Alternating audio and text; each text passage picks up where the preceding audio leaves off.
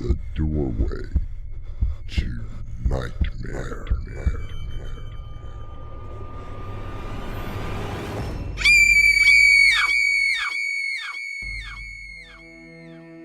Come in. Welcome.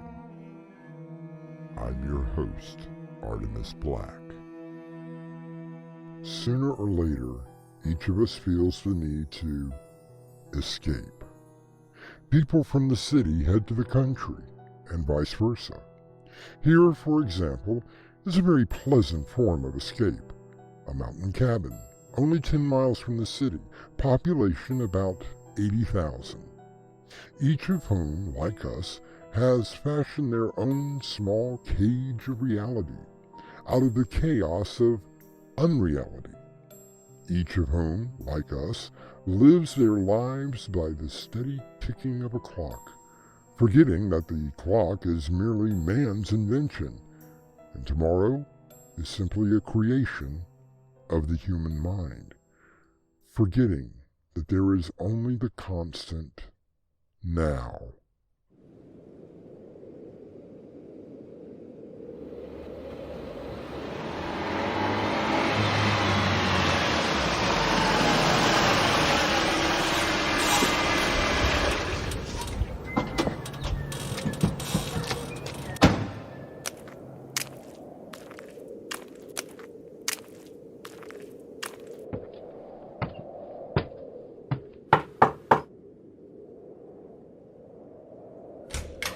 Ellen? Are you here? Hello? How did I know? Ellen! Naturally, the bottle sitting on the bar. How quaint. Still sealed up. Never been opened. You scared me. First a frantic telephone call, and then I come up to an empty house. Oh. Thought I got roaring drunk and fell off the mountain, eh? Well, I didn't. Went out for a walk before the snow started. I love it here. So wild and lonely. Always seems such a joke. The full sealed bottle proves that I have a will of iron. You look absolutely wonderful. What a week in the country won't do for some people. What did you want to talk to me about, Ellen? I mean, what was so urgent? I called the hospital today. Mr. Pearson goes home next week. Yes, I know. Harry, when I think about how close I came to killing that man. Well, now you didn't. No, I didn't. I didn't even see him. I was so drunk, he wasn't even a blur. Now, come on, Ellen. It's going to be... All right. What next? What new escapade for the madcap alcoholic? Maybe a school bus wipe out the whole kindergarten and really hit the jackpot. No, I'm not smashing into anything, Harry. Well, of course you're not. I'm tired of almost killing people, of shouting obscenities in police stations, of being hauled off to hospitals and put in restraints. I'm done. And I'm sure that you are. And let's not forget about the lovely little goodies that creep out of the walls. Oh, I didn't tell you? The last time I was chased by an open coffin. Now that's a little more original than snakes and pink elephants, wouldn't you say? No. Fun and games are over. Would you like to guess why? I don't know why, but I'm sure that I'm in favor of it. Because I've stopped kidding myself about us. This must have been what was so urgent. Harry, I have a little speech to make. A sober little speech that should have been made 500 drinks ago. I don't need the alcohol anymore. And I don't need you either. Me? Or what are you talking about? Oh, Harry, I've finally faced the facts. I don't need a drink or an affair, and I don't need you. Simple as that. Ellen, where's the other bottle? No, Harry. There isn't another bottle. I'm stone cold sober. Would you like me to walk a straight line, officer? I can, you know. Ellen, just stop it. I know what the problem is, and so do you. Sure I do. 17 years times 365 days times 24 hours. No, Ellen, I'm sorry. It's just not that simple. You mind if we just skip that? You want to sweep it all under the rug and pretend it never happened? You never talk about it.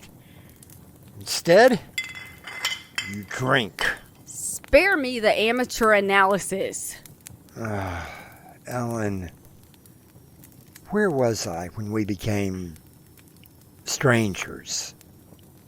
Right here. In front of me. You've never believed me. Nope. Well, what do you want me to do? Stand on my head? Oh, let's not even talk about it. You never want to talk about it. I just don't want to fight. I'm not fighting. Only lovers fight. You'd better get back before they close the roads. Snow seems to be getting worse. And would it be that much of a catastrophe if I were to stay here tonight? Harry, it wouldn't be any more of a catastrophe than any other night.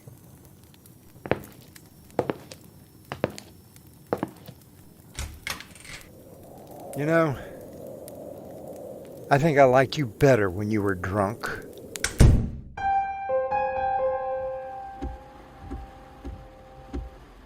Way to go, stupid. Isn't it always the woman who brings up the past? Should have kept your mouth shut.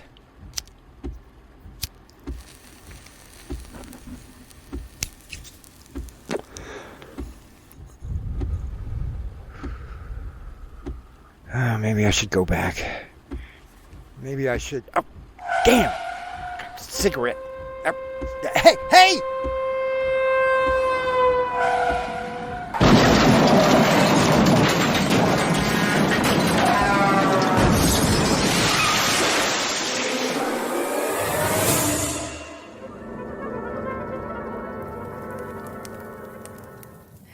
Harry, why?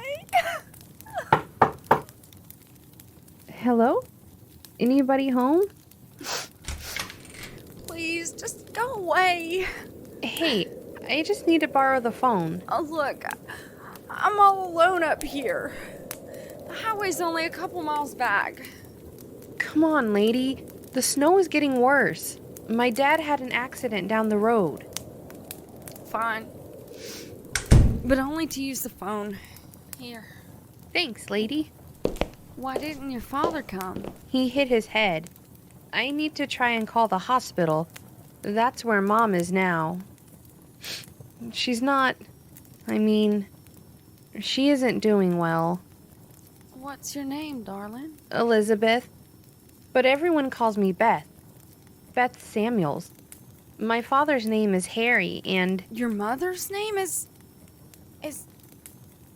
It can't be Ellen.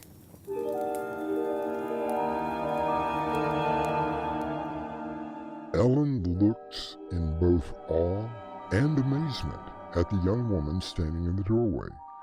She senses that it is someone she should know. Perhaps we shall find out when I return with Act 2.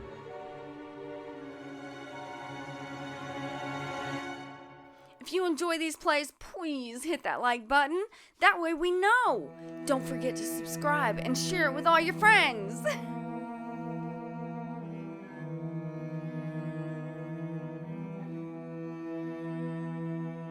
When we left Ellen, she had just opened the door for a rather attractive young woman. Her mind tries to grasp the fact that the girl's father is Harry, and her mother is called Ellen. Lines must be down because of the snow. Would you look at that? It's really coming down. Where's your car? Just a little past your driveway. Daddy told me to come and try your phone. It can't be. Hey, maybe you need to sit down. Here, let me help you. Are you okay? Look, I don't want to leave you alone. You don't look so well. How gentle you are. A lot like Harry used to be. Look, I'm sorry if I upset you in any way.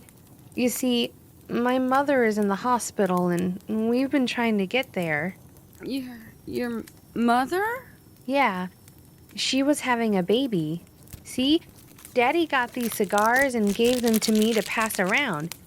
It's a boy, printed on the label. Guess he was wrong on that one. What happened? An 8-pound, 5-ounce girl. Great, big, beautiful girl. Except she was dead. I'm so sorry. I only saw her for a second. She was wrapped up in a little blanket. Cigars. You hand these things out and everybody slaps you on the back and says, "Congrats, Dad." And your mother? Oh, she congratulated Daddy. She wouldn't even let him hold her hand. She said, "Well, this is your lucky day. The baby died." Your lucky day? I remember. Your lucky day? I suppose she thought it was what Daddy wanted. But didn't he? Only been married a year and flat broke. Mommy and Daddy were going to travel, rub shoulders with everybody from all over the world. A baby would have been in the way. Yeah, I guess. When she told Dad she was pregnant, he said it wasn't the end of the world. They could, do something about it, but she wouldn't. I remember. Harry really was lucky the baby died. Sitting in that waiting room, Harry realized that whatever was born would live and breathe and be a part of the world simply because Ellen and him loved each other. And now you... what? Have regrets? Maybe he should have gone to the chapel and prayed. I don't know. Instead, he went to the men's room and cried. What happened then? I suppose he bought these cigars just to show how confident he was that everything was going to be all right, Only it wasn't. Daddy always said that he and Ellen could live together for 50 years, and she will never believe that he wanted that baby. That he wanted me. Guess we will never know. I do believe you. Am I so different? Have I changed that much? Maybe, Ellen. Maybe you have.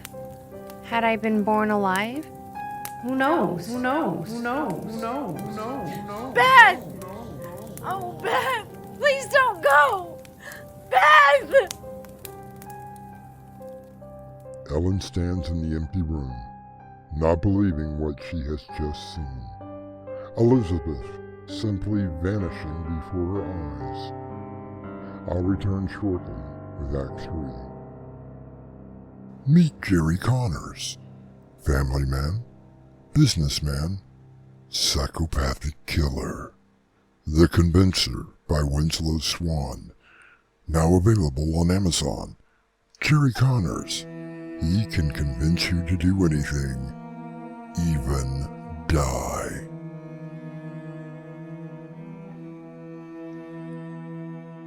Radio personality and comedian Bill Crawford once said, "Remembering the past should help you create a purposeful future, not cause you to be afraid of it." Oh, Harry, why did you go? I wasn't asleep. I didn't imagine it all. That girl Beth was here. Wait, what's this? A cigar. It says it's a boy written on the label. I didn't imagine it. You were here. Ellen? What's going on? Dr. Mason, I'm not imagining it. All right, calm down. Just tell me how much you have had to drink. Not a drop, Doctor. Not a single drop. Oh, come on, Ellen. You call me with some fantastic story about... But it's true. It's not like it was before. You see, I called you, and you are here, and she was here, just like she was. Like she should have always been.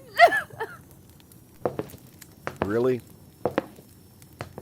Then why is this bottle here? I haven't touched a drop.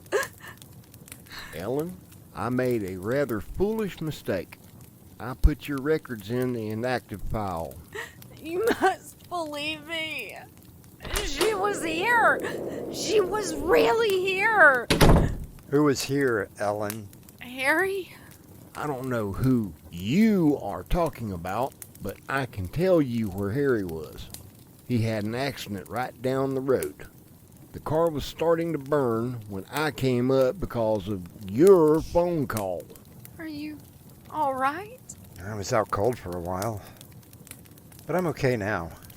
Come on now, Ellen. How did it start this time? You hand these out, and they slap you on your back and say, "Congrats, Dad." Ellen, It's a boy. where did you get this cigar? Harry, she couldn't have had too much to drink. The bottle hasn't even been opened. No, she's not drunk, Dr. Mason. Then what is she? Good night, Doctor. Harry, I think I know Ellen's problems a little better than you do. Are you so sure about that? Well, I'm going to leave this prescription here. Ellen, you've taken these before. Harry, I think a couple of them might do you some good. I'll be back up here in the morning. Ellen, what happened here tonight? I don't think that you would believe me. Try me. Let's just talk. You know, like we used to do. Oh, Harry.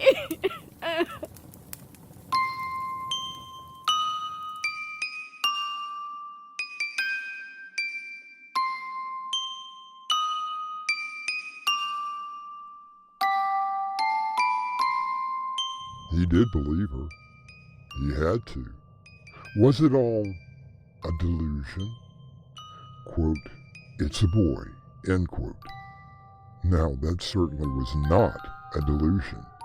Then, what actually happened to Ellen? A hallucination? An accident in time? Or did the unconscious Harry conjure up their deceased daughter to show Ellen that he really did love her? I will leave that up to you to decide. I'll return shortly with a final word. Mystery, horror, thriller, suspense. Novels and short story collections from Winslow Swan, now available from Amazon.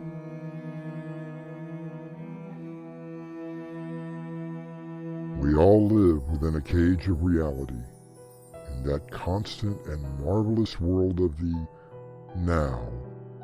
Sometimes that cage is rattled, and time becomes simply an illusion. Our cast included Crimson McKenzie, Patience Adams, William Stafford, and Winslow Swan. This story was edited by Crimson McKenzie and directed by Winslow Swan.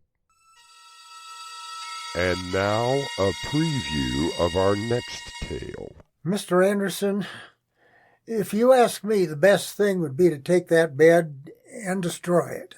Destroy a fine piece of craftsmanship like this? You're insane!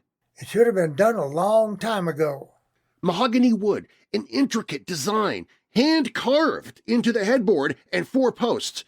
You could never hope for a better find than this. The whole town knows about your find, Mr. Anderson.